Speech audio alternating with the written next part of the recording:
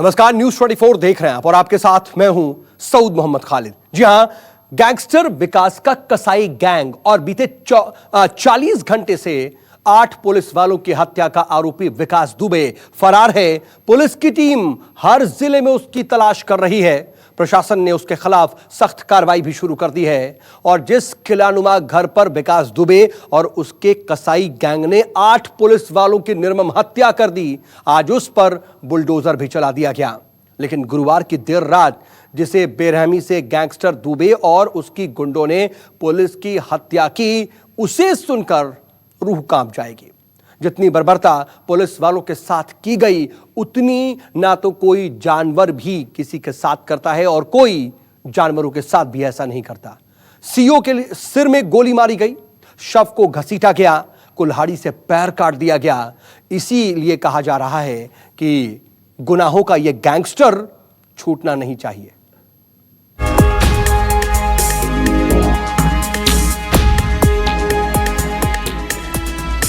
कानून से क्या अपेक्षा रखती हैं आप? कानून जो चाहिए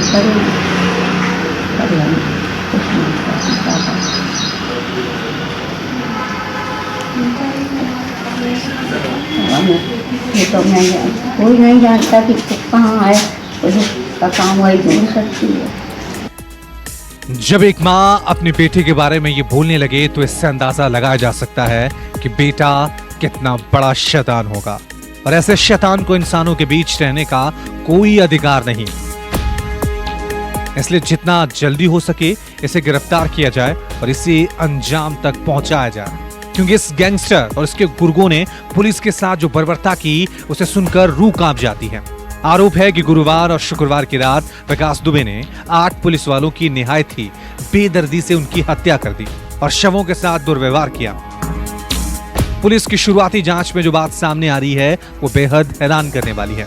पुलिस के मुताबिक गुरुवार देर रात पुलिस और बदमाशों के बीच एनकाउंटर का दृश्य बेहद दिल दहलाने वाला था। बताया जा रहा है कि बदमाशों की गोलियों से खुद को बचाने के लिए सीओ देवेंद्र मिश्रा दीवार फांदकर एक घर के आंगन में कूद गए थे। जिस घर में सीओ कूदे थे, बदकिस्मती से वो घर विकास के मामा का था। सीओ का पीछा करते बदमाश घर में घुसे और सीओ के सिर पर कई गोलियां दाग दी। इसके बाद उनके शव को घसीटते हुए बाहर ले गए और कुल्हाड़ी से उनके पैर को काटकर अलग कर दिया। बदमाशों ने पुलिस कर्मियों की हत्या करने के बाद उनके शवों को एक के ऊपर एक 5 शवों को रखा था। आरोपी विकास दुबे और उसके साथी आधुनिक हथियारों से लैस थे। देवेंद्र मिश्रा के नेतृत्व में जब कई थानों की टीम पुलिस फोर्स के साथ हिस्ट्री सीटर के घर पर दबिश देने पहुंची, उस वक्त आरोपी विकास दुबे अपने साथियों के साथ छत पर ही तैनात था। उसने पुलिस टीम को देखते ही छतों से फायरिंग करना शुरू कर दिया। जानकारी के मुताबिक आरोपी विकास दुबे अपने साथियों के साथ पुलिस को निशाना लगाकर ही फायरिंग कर रहा था, जबकि पुलिस टीम दीवार की आड़ से अंदाजे से फायरिंग कर रही थी। चूंकि मुखबरी की वजह से विकास दुबे को पहले ही जानकारी मिल गई थी कि उसके घर दबिश होने वाली है, इसलिए वो और उसके गुंडे पूरी तरह हथियारों के साथ तैयार थे और पुलिस इस बात से पूरी तरह से अनजान थी। यहाँ के लोकल थानाध्यक्ष थे अब उनको निलंबित किया जा चुका है। जिस समय ये मुठभेड़ हुई थी, जिस समय हमारे क्षेत्राधिकारी घिर गए थे बदमाशों के बीच में, उस समय इनके द्वारा मौके से ये भाग गए थे उच्च अधिकारी को छोड़ करके, और इन्होंने अगर अपराधियों का डट करके मुकाबला किया होता, फायरिंग की होती, तो शायद ये दुखद घटना ना घटित हुई होती। तो इनको इस लापरवाही के लिए निलंबित किया जा चुका है। बदमाशों से मुठभेड़ के दौरान शिवराजपुर एसओ महेश यादव और मंधना चौकी इंचार्ज अनूप सिंह गंभीर रूप से घायल हो गए। महेश यादव और अनूप सिंह मदद के लिए ग्रामीणों के दरवाजे खटखटा रहे थे, तभी पीछे आए बदमाशों ने दोनों के पीठ पर दर्जनों गोलियां दाग दी। इसके बाद शवों को घसीटते हुए एक जगह इकट्ठा करके रखते गए। बदमाशों ने क्रूरता की सारी हदें पार कर दी, मृत शरीरों पर कई राउंड फायरिंग की, ये जानते हुए कि पुलिस जवानों की जान जा चुकी है। इतना ही नहीं, विकास दुबे के गुंडों ने पुलिस वालों के हथियारों को भी लूट लिया। बदमाशों ने पुलिस की AK-47, एक इंसास राइफल और 2 पिस्टल लूट ली। पुलिस से लूटे गए असलों से भी गोलियां चलाई गई। ये खुलासा पोस्टमार्टम की रिपोर्ट से हुआ। पोस्टमार्टम रिपोर्ट में पता चला है कि 4 जवानों के शरीर से गोलियां आर पार निकल गई हैं। सीओ देवेंद्र मिश्रा के सिर और सीने में गोली मारी गई है। मंधना चौकी इंचार्ज अनूप सिंह को 7 गोलियां लगी हैं। शिवराजपुर एसओ महेश यादव को 5 गोलियां और सिपाही जितेंद्र पाल को 6 गोलियां। बाकी पुलिस कर्मियों को 4-4 गोलियां लगी हैं। पुलिस वालों के साथ इतनी क्रूरता की कल्पना तक नहीं की जा सकती। इसलिए कहा जा रहा है कि जितनी जल्दी हो इस शैतान और उसके साथियों को गिरफ्तार किया जाए ताकि पुलिस वालों को इंसाफ मिल सके। अशोक तिवारी, कानपुर, न्यूज़ 24। जी हां, 8 पुलिस वालों पर जितनी बर्बरता की गई उसकी कल्पना भी नहीं की जा सकती। कानपुर के चौबेपुर में हुई मुठभेड़ में शहीद पुलिस कर्मियों की शहादत का बदला लेने के लिए अब कानपुर प्रशासन ने कुख्यात अपराधी विकास दुबे के घर को घिरा करके कार्रवाई करनी शुरू कर दी है। घर पर बुलडोजर चलाना इस बात की तरफ इशारा है कि अब विकास दुबे बख्शा नहीं जाएगा। इसी के साथ विकास के सभी खातों को भी सीज कर दिया गया है। पुलिस विकास की सभी संपत्तियों की भी जांच कर रही है।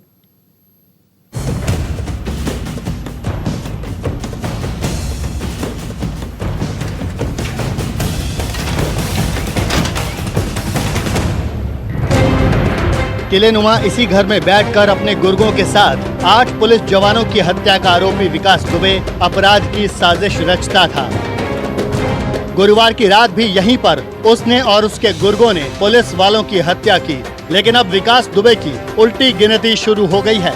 गैंगस्टर दुबे जहां भी छुपा होगा उसे पुलिस ढूंढ निकालेगी, लेकिन इससे पहले कि उसके गिरेबां तक पुलिस पहुंचे, प्रशासन ने कार्रवाई शुरू कर दी है।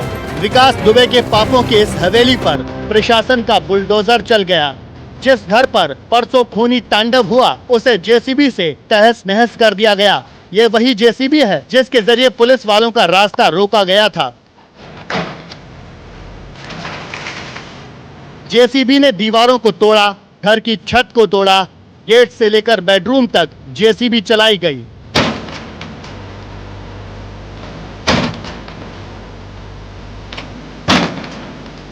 घर के अंदर खड़ी कारों को तोड़ दिया गया, जिसकी कीमत 15 से 20 लाख के बीच होती है।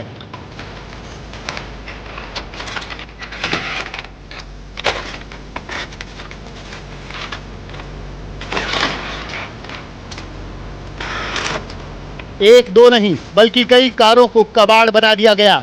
एक एक तस्वीर देखिए कैसे गैंगस्टर के गुनाहों के इस किले को खंडहर में तब्दील किया जा रहा है।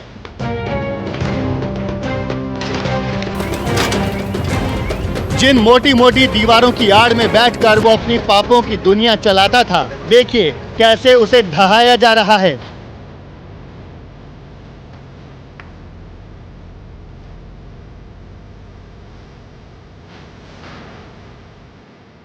यह है विकास दुबे का बेडरूम। जब भी वो यहाँ होता था इसी बेडरूम में रहता था। प्रशासन का बुलडोजर यहाँ भी चला। घर का कोई हिस्सा नहीं बचा जिस पर जेसीबी ना चलाई गई हो।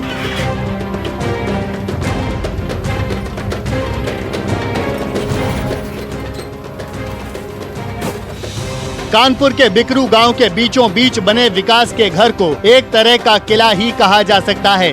घर के चारों तरफ आंगन के अलावा 12 फीट ऊंची दीवारों पर कंटीली बाड़बंदी भी कराई गई थी। घर में आने जाने के रास्तों पर सीसीटीवी कैमरे लगे थे। बाहर से कौन आ रहा है इसकी जानकारी पहले ही मिल जाती थी।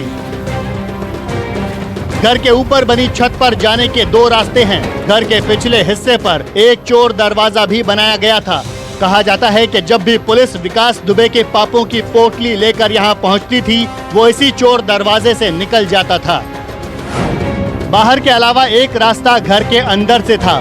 घर का कोई भी हिस्सा खुला नहीं था। कहीं खिड़कियाँ तो कहीं लोहे के जाल या ग्रिल लगी हुई थी। कहा जाता है कि गैंगस्टर विकास अक्सर ये कहा करता था कि उसके घर में सेना के अलावा कोई भी नहीं घुस सकता। बाहर से कोई भी विकास के घर में नहीं झांक सकता था।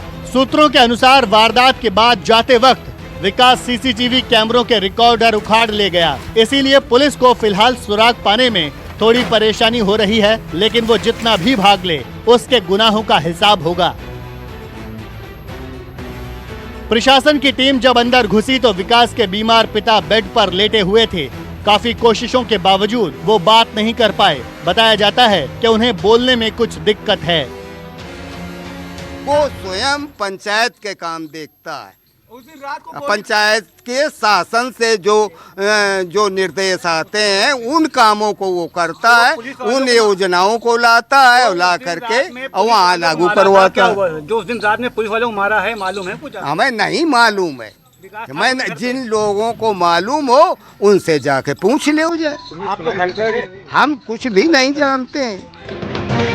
घर के अंदर जिन गाड़ियों को जेसीबी से रौंदा गया, बताया जा रहा है कि इन्हीं गाड़ियों से विकास दुबे के गुर्गे चलते थे।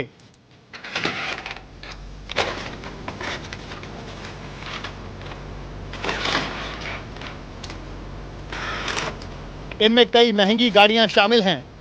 घर की फेंसिंग कुछ इस तरह से की गई थी कि अंदर क्या हो रहा है किसी को कुछ पता नहीं चल सकता था। घर के अंदर नौकरानी भी रहती थी जिससे पूछताछ हो रही है कि गुरुवार और शुक्रवार की रात उसने क्या देखा था। 2 बीघा के अंदर 4 कमरे नए हैं जहां विकास रहता था। गांव वालों के मुताबिक नया घर 7-8 साल पहले ही बना था। बाउंड्री वॉल के अंदर ही पैतृक घर भी है जहां अब सेवादार रहते थे। घर में दाखिल होने के 4 गेट थे। 2 गेट दाएं बाएं वाली गलियों में खुलते थे। चौथा गेट पुराने घर से अंदर आने जाने का था। 3 नए गेट इतने चौड़े थे कि 4 पहिया वाहन आ जाए। मकान के अंदर एक अंडरग्राउंड बंकर भी होने की बात की जा रही है। घर में सीढ़ियां बाहर से भी छत तक पहुंचाती थीं और आंगन से भी। इन्हीं तगड़े इंतजामों और बेखौफ प्रवृत्ति के कारण पुलिस भी घर में दाखिल होने से घबराती थी। घर में ऐशो आराम का भी पूरा इंतजाम था। बाथ टब से लेकर वॉश बेसिन तक डिजाइनर, किचन भी मॉड्यूलर, यानी सब कुछ ऐसा इंतजाम कि शहर में रहने वाले तमाम लोगों को भी शायद ही नसीब हो। लेकिन पाप के इस किले को खंडहर में तब्दील कर दिया गया है। बताया जा रहा है कि जिस घर पर बुलडोजर चलाया गया है वहां पर विकास ने अवैध कब्जा किया था। आनंद तिवारी, कानपुर, न्यूज़ 24। इन सब के बीच कानपुर के बिकरू गांव में इस वक्त सन्नाटा है। सड़कों पर सिर्फ पुलिस का पहरा और गांव में हर तरफ सिर्फ एक ही सवाल है कि आखिर 8 पुलिस कर्मियों की हत्या करने वाला अपराधी विकास दुबे आखिर है कहां? क्या जमीन निकल गई या आसमान निकल गया? अब हत्याकांड को सुलझाने में जुटी जांच टीम कई तरह की चुनौतियों का सामना कर रही है।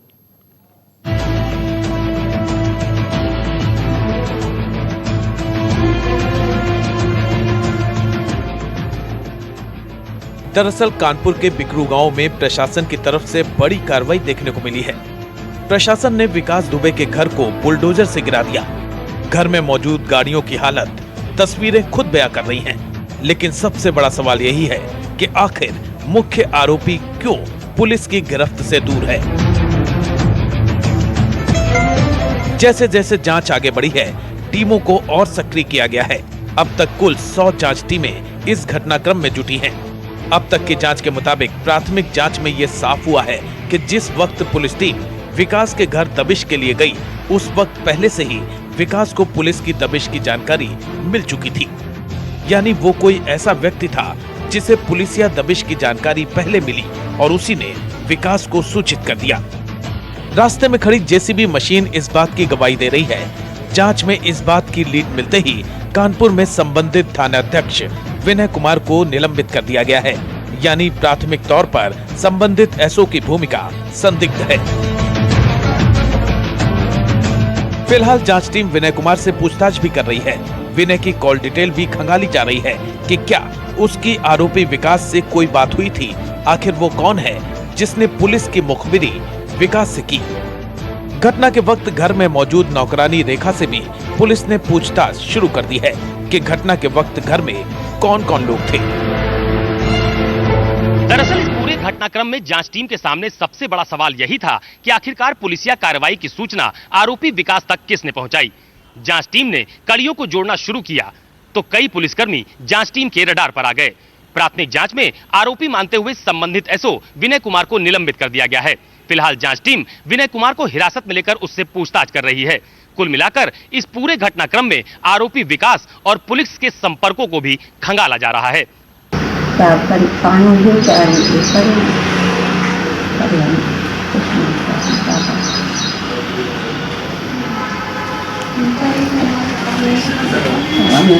ये तो मैं कोई नहीं जानता कि कहाँ है, पुलिस का काम वही ढूंढ सकती है ना। यहाँ कोई फोन है, फोन भी कल सब चले गए।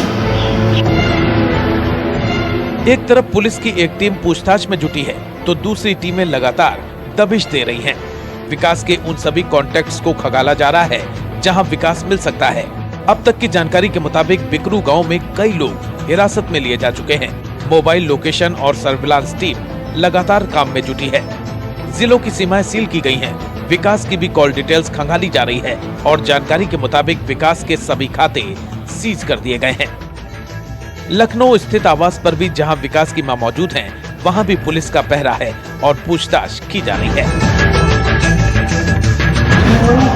भैया पुलिस 24 घंटा बैठी है, अलग वही घर आए जाए तो मालूम नहीं होगी, मालूम होगा दरवाजे पर 24 घंटा से पुलिस बराबर है। और चलिए इस वक्त यूपी से एक बड़ी खबर आ रही है, वो आपको बता दें कि यूपी में ऑपरेशन क्लीन को लेकर सीएम योगी ने 7:30 बजे बैठक बुलाई है और बैठक में सभी जोन के एडीजी शामिल होंगे। और ये ऐसे वक्त में जब ये मीटिंग बुलाई गई है, जब विकास दुबे की सरगर्मी से तलाश हो रही है, तो अपने आप में बेहद अहम हो जाती है। बड़े अपराधियों की धरपकड़ को लेकर के दरअसल ये विशेष बैठक है और इस विशेष बैठक में मुख्य सचिव और डीजीपी भी मौजूद रहने वाले हैं। और रुकेंगे यहां पर एक बहुत छोटे से ब्रेक के लिए। बने रहिए आप न्यूज़ 24 के साथ। नमस्कार, मैं हूं मानक गुप्ता।